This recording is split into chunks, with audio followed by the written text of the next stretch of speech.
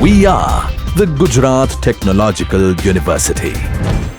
Since its inception over a decade ago, GTU has been empowering young and curating minds to realize their true potential.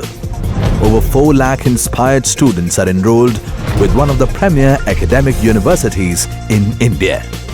With more than 450 affiliated colleges in its fold operating across 5 zones of the state, GTU, the International Innovative University, your place to move forward.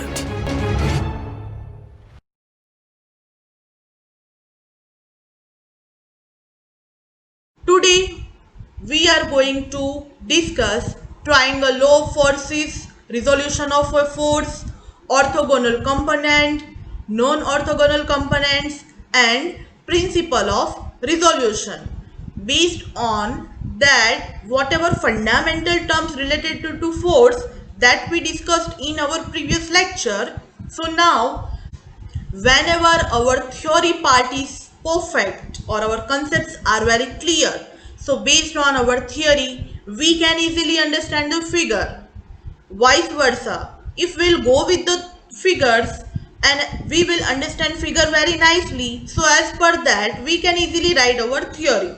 So we try to compare our figures and our theory with each other to understand the triangle law of forces.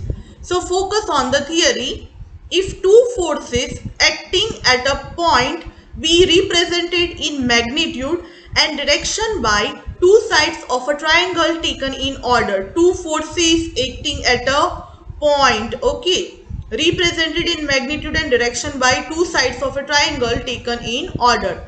The resultant may be represented in magnitude and direction by third side of triangle taken in opposite order. So you can see that two forces are there. So as per whatever definition is here, whatever theory is here, as per that if you will compare, then you can see that OP is here, your force is here in that direction, okay. Then your force OQ that we transmitted over here, okay, means whatever the direction that we maintain, but whatever OP is here that we mention over here, whatever OQ direction that we taken over here, and the that two forces having resultant, okay. So you can see the resultant R over here for that both the forces. So with that OB component, okay, with that OB component, with OA component, there is a alpha angle. Here you can see beta, and here wherever you that red pointer is here, so here you can see that theta. So as per that you can see that whatever two forces were given and whatever the resultant produced, so based on that we can say if two forces acting at a point be represented in magnitude and direction by two sides of a triangle taken in order, the resultant may be represented in magnitude and direction by the third side of triangle taken in opposite, okay. So if we'll go for the proof, so whatever figure were there, so as per that, let two forces P and Q acting simultaneously on a particle at point O as shown in figure. Whatever written over here, you can see in figure two forces P and Q are there. That forces acting simultaneously on a particle at point O, there is a theta, okay. As per triangle law of forces, these two forces can be drawn as two sides of a triangle taken in order, then the resultant R is represented by third side OB of the triangle taken in opposite order, okay. So it will be like OB, don't consider as a BO, it is OB only as per the theory concept.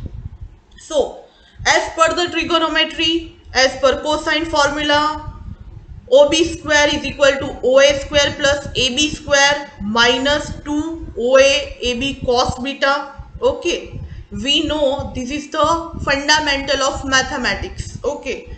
And we applied cosine formula over here for the figure, and as per that we achieved OB square is equal to OA square plus AB square minus 2OA into AB into cos beta.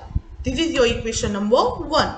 Where beta is equal to 180 degree minus theta. How can you see like that? You just observe the figure. This is line is there. So definitely if we'll consider over here any line, so you can see that here your theta for that portion, it will be 180. Okay. So you have to find beta. So 180 minus theta. So as per that, beta is equal to 180 minus theta. From the figure, you can see OA is equal to P. Okay, here you can see OA is equal to P, right? AB is equal to Q and OB is equal to R. So from equation number 1, what we will do simple, whatever O is there, AB is there, OB is there, we just put the PQR in place of OA, AB and OB respectively. So from that equation number 1, we will consider in place of OB R. So R square is equal to P square plus Q square minus 2PQ cos beta. Please don't get confused. We considered OAP, ABQ, OBR. As per that, we put in that equation number 1 and we got RA square is equal to P square plus Q square minus 2PQ cos beta. So if we need only R, if we need only resultant R, then what will be that? We have to apply under root over here. Okay. So R is equal to in under root P square plus Q square minus 2PQ cos beta. Then what we have to do? The direction of resultant can be found out by sine rule as follows. So again trigonometry, simple trigonometry, it is a simple mathematics. OB upon sine beta is equal to AB upon sine alpha. R upon sine beta is equal to Q upon sine alpha. Therefore, sine alpha is equal to Q by R sine beta, we can simple say. So therefore, alpha will be sine inverse multiply Q by R sine beta. This is nothing but simple simplification, simple trigonometry, simple mathematics. Okay. So here also again don't get confused and try to understand. So whatever theory and whatever basic concepts we have seen, as per that similar type of problem we will solve. So based on that, if such problem will ask in your examination, so you are able to solve the problems, or if you will refer your previous paper and such type of problems will be there, so you can easily solve and you get the confidence that yes, based on the lecture, based on the theory, based on the problem calculations, you are able to solve many problems, and that will be helpful to you to enhance your subject knowledge. So here we are reading the data. Two tensile force of 20 kilonewton and 30 kilonewton are acting at a point with an angle of 60 degree between them. Find the magnitude and direction of the resultant force. Okay. So dear students, whenever in examination, in your physical class or maybe in your any online classes, there is a calculative part is there, any problem is there, any sum is there. So you have to read your data first properly. Why? Because we have to identify what data is given actually and what we have to find. Because sometimes some data are based on some other quantities, some other terms, so we have to understand that which type of data is given and based on that what we have to find. So we will try to understand that two tensile forces. So we are seeing the two tensile forces of 20 kilonewton and 30 kilonewton acting at a point with an angle of 60, so 60 degrees there. Okay, now we have to find the magnitude and direction of the resultant force. So from that image you can understand and you can remember your previous theory Just simple such type of things were there we discussed. Okay, in that case, what was there, whatever that P force was there, that was here only, that Q force we apply over here, and based on that both the forces, the resultant were over here. Okay, so here two tensile forces is there, theta is there. So as per that, we have that figure. Here theta is there, beta is there, alpha is there. So what we'll do, P is equal to 20 kilonewton, Q is equal to 30 kilonewton, theta 60 is given. So what will be beta? If you will see over here, this is the line, so simple, that will be 180 degree. Okay, so 180 degree minus theta means it is beta. So beta will be 180 minus 60 is equal to 120. So it is very simple. Then we have to go for the resultant. We know the equation of resultant. R is equal to in under root P square plus Q square minus 2PQ cos beta. We have the value of P 20. We have the value of Q 30. Okay, we have the value of beta also. We have value of P and Q. So whatever value we have regarding the P, Q and beta, that we simple put in that equation, and we will get in under root 20 square plus 30 square minus 2 into 20 into 30 into cos 120. If you will simplify that in your simple mathematical calculation, then R will be, your resultant R will be in under root 1900. Okay, so again you will do simple calculation, calculation in your calci, then R will be 43.58 kilonewton. Okay, you can check in your calculator also. So again here, as per trigonometry, as per simple mathematics, as per sine rule, R upon sine beta is equal to 30 upon sine alpha. So what is your R?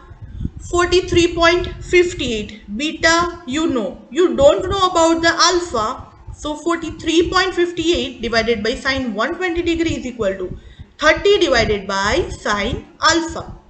So we put the value of sine 120.866 and sine alpha as it is. So what we will do? We will do cross multiplication, then we try to do simplification.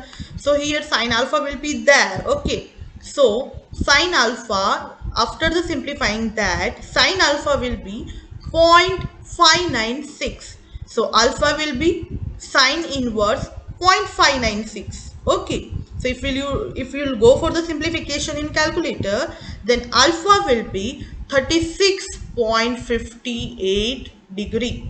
Okay, so in that case, whatever we have to find, that we have already calculated. Now we have go for another one more example. So here you focus. Two forces P and Q are acting at a point O as shown in figure. Determine magnitude and direction of the resultant using triangle law of forces. Okay, so here, as per our previous discussion, we have to focus what is given and what we have to find. Okay, two forces P and Q are acting at point O as shown in figure. Determine magnitude and direction of resultant using triangle law of forces. Okay, so as per figure means in that cases, in figure forces are given.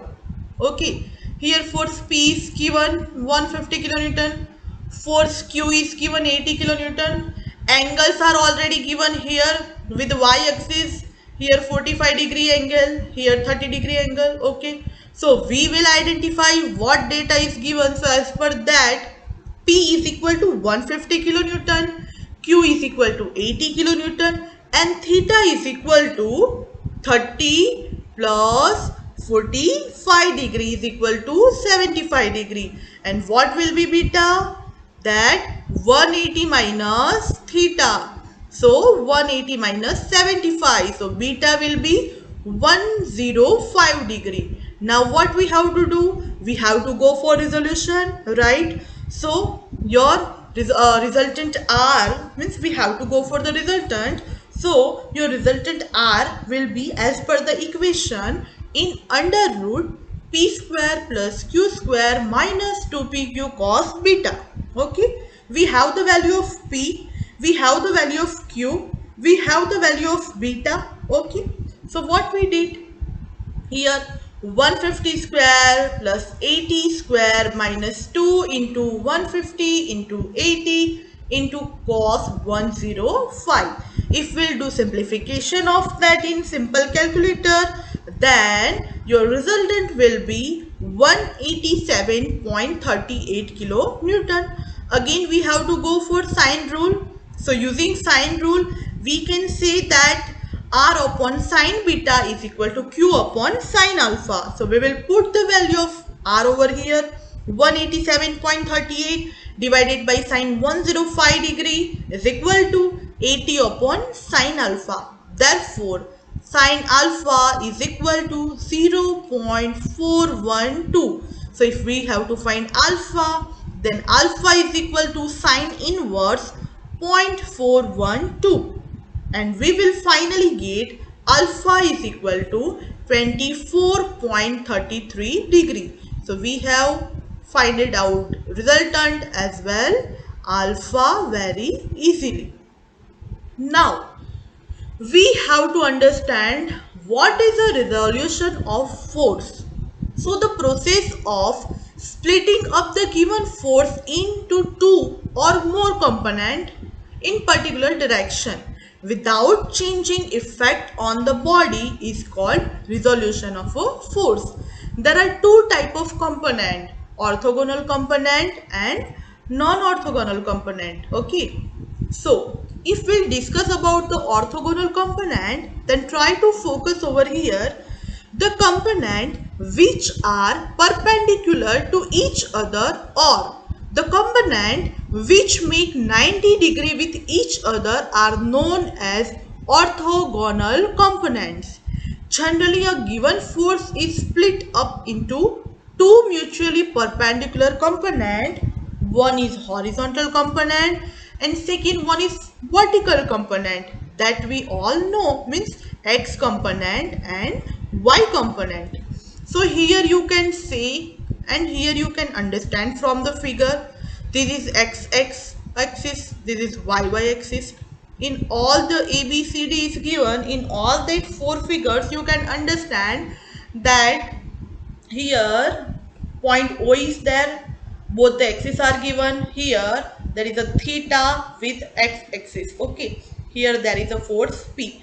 So wherever that theta make the angle with the x axis, so there will be the component cos and remaining that vertical component will be sine. Okay, so here you can clearly see all the theta with making angle with x axis. Just try to observe here x axis, theta with x axis only. Here you can see same thing, here also you can see same thing, here similar thing is there. So in that case, whatever your force in whatever direction, that your cos component will be in that direction. Okay, means on x axis. So here you can say that your p cos theta, here p sin theta. In second case you can see your p sin theta over here, your p cos theta in that direction. In third case your p cos theta you can observe your p sin theta, same way your theta with x axis. So here your p cos theta will be there and your that component will be p sin theta. So we have to remember that the angle which are making with the x axis, then that will be the cos component and remaining that vertical component will be sine. Okay, so it is also very simple, easy to understand. So if we'll go for the non-orthogonal component, then the component those are not perpendicular to each other are known as non-orthogonal component. The components make either obtuse theta greater than 90 degree or make acute angle theta less than 90 degree. Non-orthogonal components can be calculated law of parallelogram of forces or triangle law of forces. So if we will use law of parallelogram, then using parallelogram law of forces, your resultant R will be in under root p square plus q square plus 2p cos theta, that we already discussed in our previous lectures. And your tan alpha will be q sin theta upon p plus q cos theta, that already we discussed in our previous lecture. So here you can see that in that case theta will be angle between p and q and alpha will be angle between p and r. Now using triangle law of forces, the r will be in under root p square plus q square minus 2pq cos beta, and alpha will be sine inverse in bracket q upon r sine beta bracket over, where beta will be 180 minus theta and alpha will be angle between p and r. So it is also simple basic concepts. Now we have to go for the principle of resolution. So in that case, you can see that figure. Directly I will not catch you with that figure, but I will go through the theory so you can try to match each other and understand easily. So just focus on that. The algebraic sum of the resolved part of a number of forces in a given direction is equal to the resolved part of the resultant in the same direction. Consider two forces P and Q, which are represented in magnitude and direction by two adjacent sides OA and OB of a parallelogram OACB as shown in this figure. R is the resultant of PQ, will be represented in magnitude and direction by diagonal of OC. You can see over here of the parallelogram. Let OX be the direction in which the forces are resolved. Okay.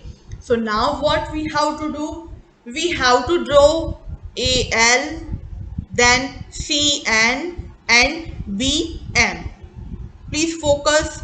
After that, what we have to do? We have to draw AL, then CN and BM perpendiculars from the point A, C and B on line OX.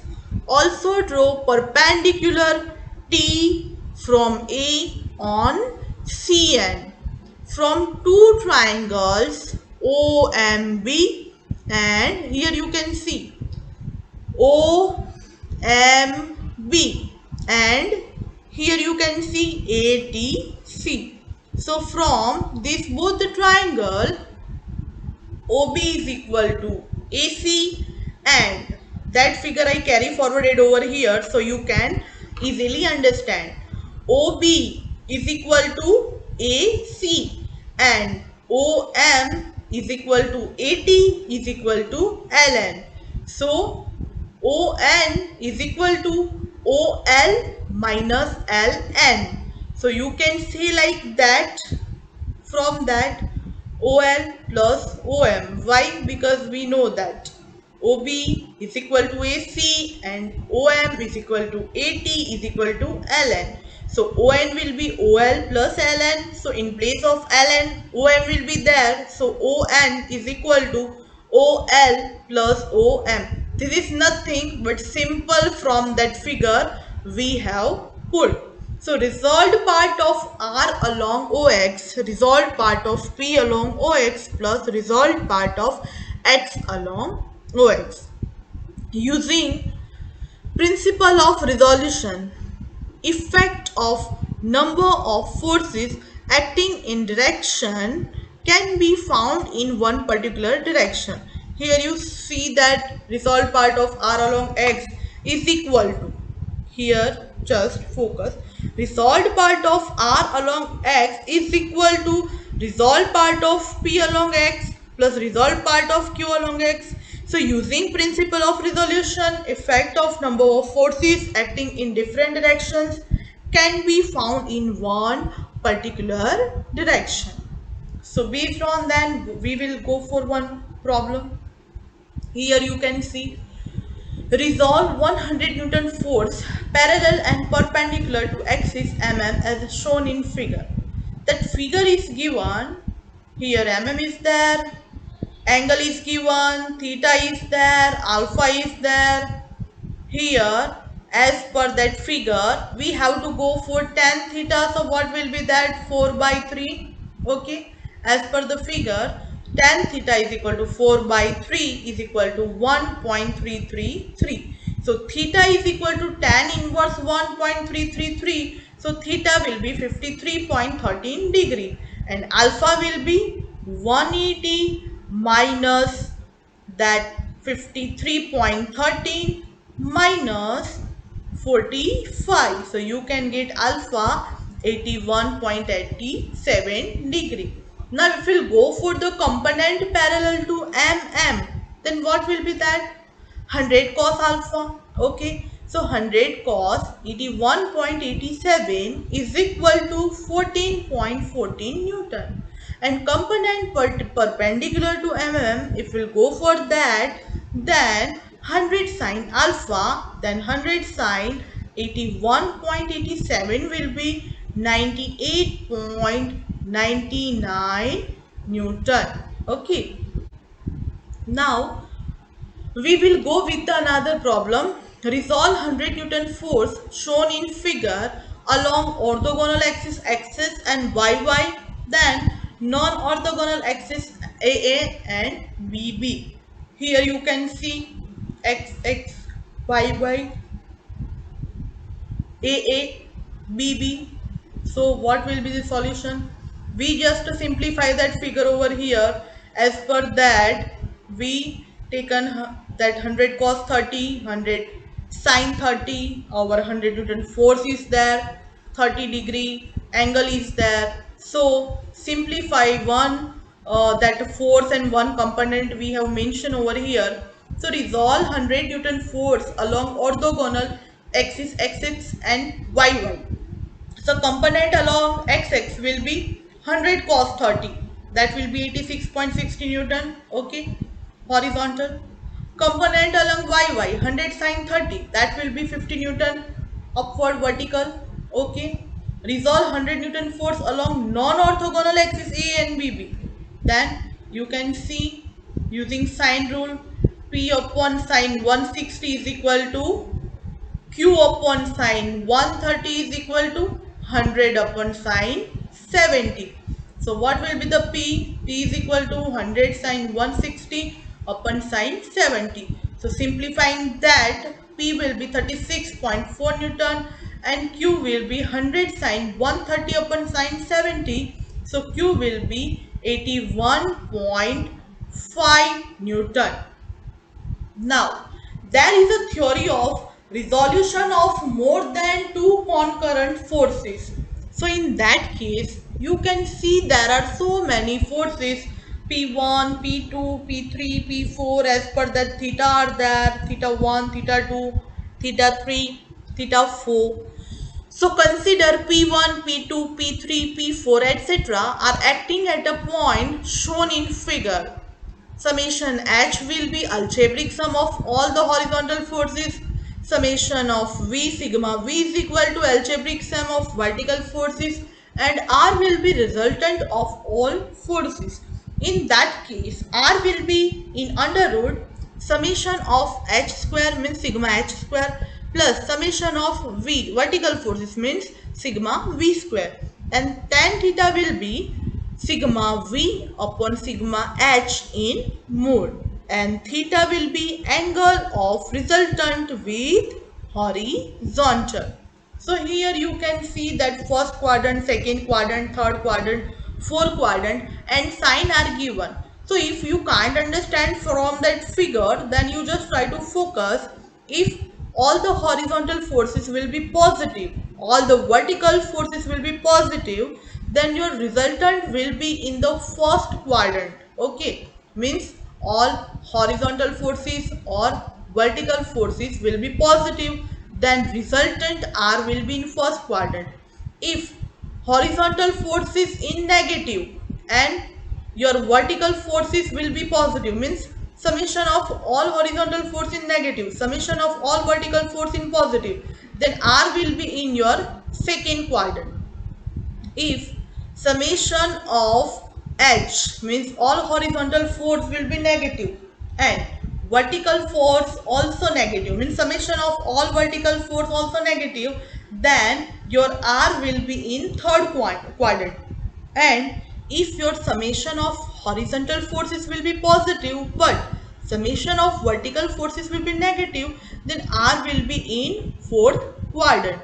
Now, if we'll go for the condition of equilibrium of coplanar concurrent forces, then a system of coplanar concurrent forces is seen to be in equilibrium if following conditions are satisfied. So what are the conditions? Conditions are summation of H is equal to 0, means sigma H is equal to 0, means algebraic sum of all the horizontal forces must be 0.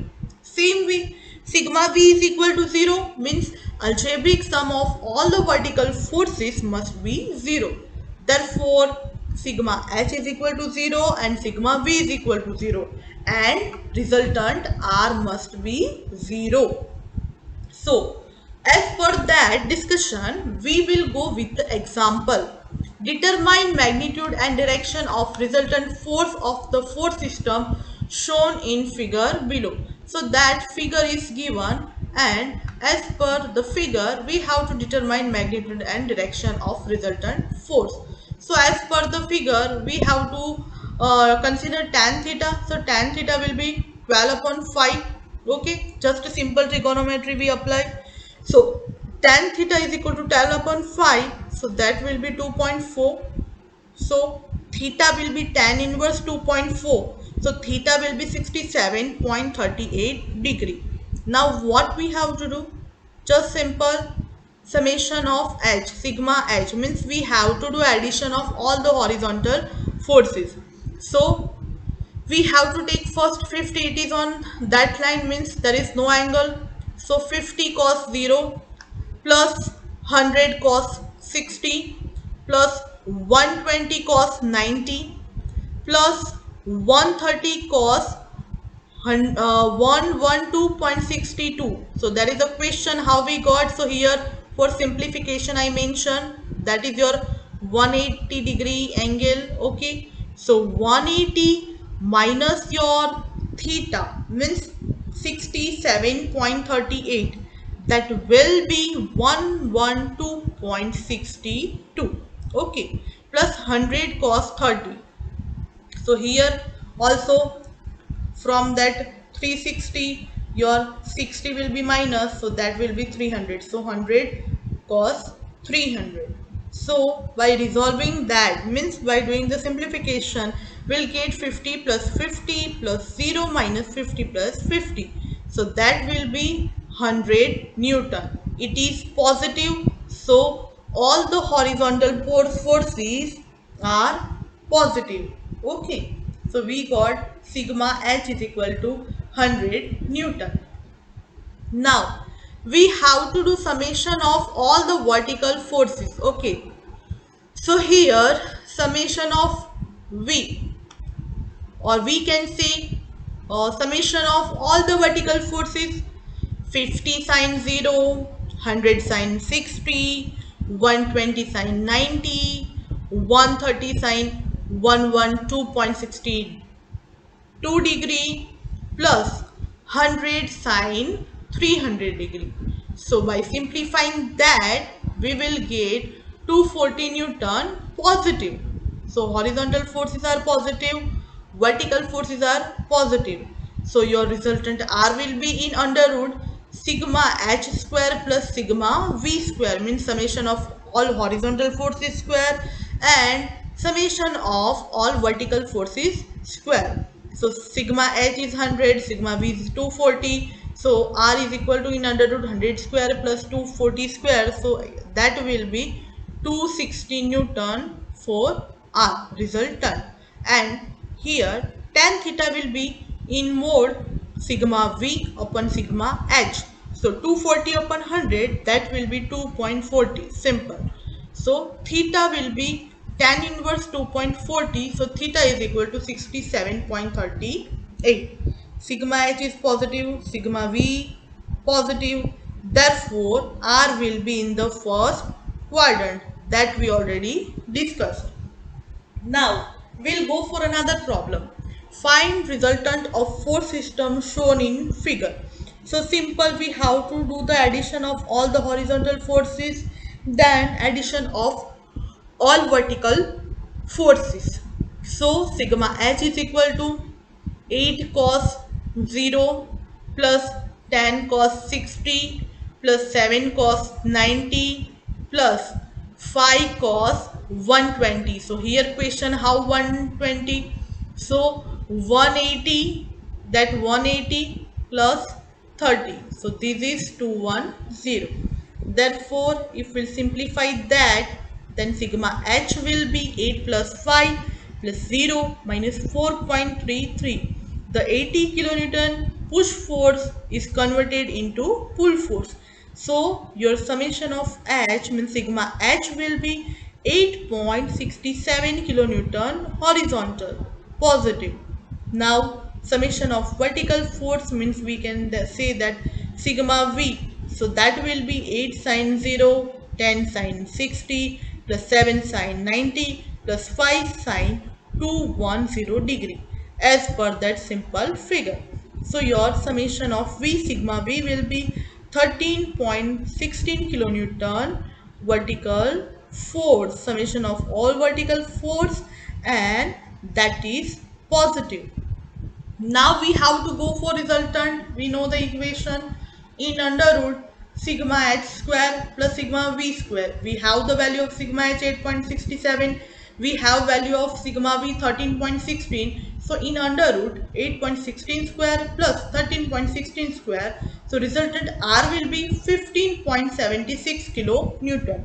And your tan theta will be in mode sigma v upon sigma h. So 13.16 upon 8.67 is equal to 1.517. So theta will be tan inverse 1.517. So theta is equal to 56.60 degree. Sigma h positive, sigma v positive. So we know that R will be in the first quadrant. So dear students, I Dr. Damayanti Chibadka here concluding my lecture for today. From the basic fundamentals of previous lecture and today's lecture, we have solved many problems to find resultant, to find different angle, to resolve many forces. So based on that lecture, now you are able to understand many basic concepts as well as you can calculate many problems that will be useful to you in your end semester examination as well your subject preparation. So today we are completing our lecture. In next lecture I will come with new topics. Till that, stay safe, take care, study well, and all the very best. Thank you.